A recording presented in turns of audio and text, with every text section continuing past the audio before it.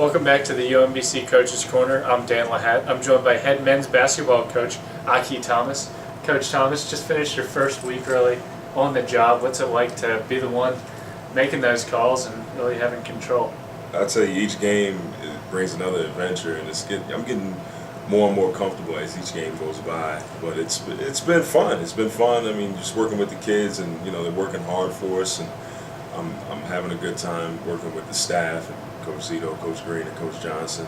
So I'm having fun. I'll have more fun when we start winning some more games, but so far so good. Now you were able to get your first win against Eastern. What was that like to have that final buzzer go and your team was victorious? It was a really good feeling, other than the fact that my good friend was on the other end of the sidelines, Nate Stewart, but it was a really good feeling to have my first Division I win, at home, at the RAC, and against a decent team, even though they're Division III, they're a decent team, a well-coached team. It was a good feeling. Now, a couple close games, particularly here at Central Connecticut State game, some other tough non-conference games. What are you taking from these games to go for the rest of the year, and just what role do they play for the team? Oh, it's funny you asked that. I mean, we talked about, in the pregame against Marquette, we talked about all the different things that we learned from the games that we played. I think the Loyola game taught us something. Obviously, the Penn game taught us that, the game is a game of runs. Penn made a run. We made a run to start the game. Then Penn comes back with a run and they win the game, obviously. Loyola, we're fighting just to stay alive and stay in the game. And I think going to the Marquette game, obviously they were up big. We were up big against Eastern. So each game has taught us something different. And then obviously the Central Connecticut game, the biggest heartbreaker, where the game, we learned that the game is so sensitive that a play here, a possession here can really just cost you the game.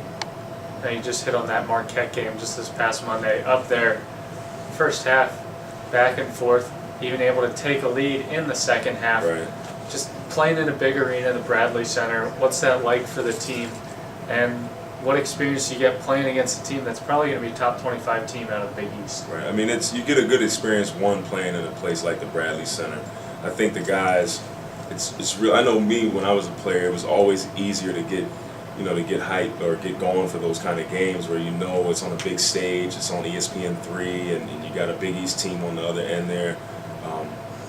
I think in terms of facing a team like Marquette, it's a good experience just to see where you're at. I mean, obviously they're at the top, or the so-called top of the country, and like you said, they'll be a top 25 team.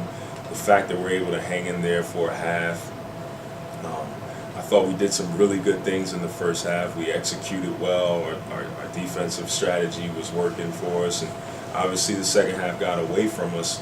But you look at the first half and where we've been able to come from, and just what we've been able to do in such a short period of time. I'm really proud of the guys for being able to handle that situation. Now going forward, Canisius tomorrow night, Towson Saturday night, two in a very quick span. Obviously, we want wins, but what are you looking for your team to do this weekend? Well, just certain things that we do defensively that I really want to try to continue to execute. I mean, we're doing a lot of trapping. We're doing a lot of up-tempo things defensively to get teams to speed up. I really want to get back to that. Don't want to lose that edge.